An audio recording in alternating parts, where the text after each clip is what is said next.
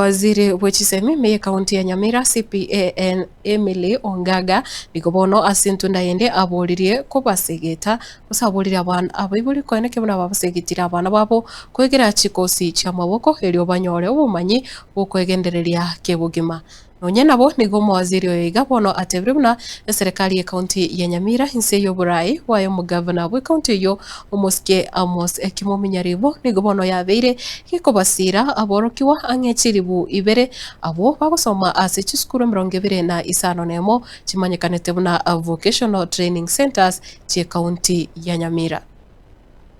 My name is CPA Emily Ongaga, mkuu waziri wa elimu, teknolojia na ufundi. Department yangu ya education ndio ile department ambayo inasambaza uji afya katika mashule, na hii uji afya tukishirikiana pamoja na department ya agriculture pamoja na Higher Excellency katika department yangu ndio ile ambayo inasimamia ufundi. Ufundi ni vocational training.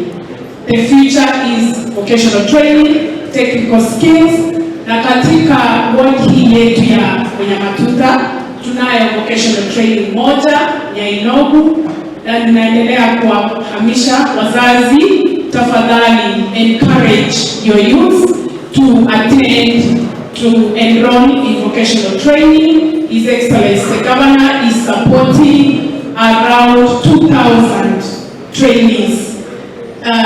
Last year we partnered with the KCB Foundation to ensure that we build skills within our young people. Around Nyamira County we have a total of 26 vocational training, and parents wakulima, nimesikia kwamba you are coming from different sub-counties.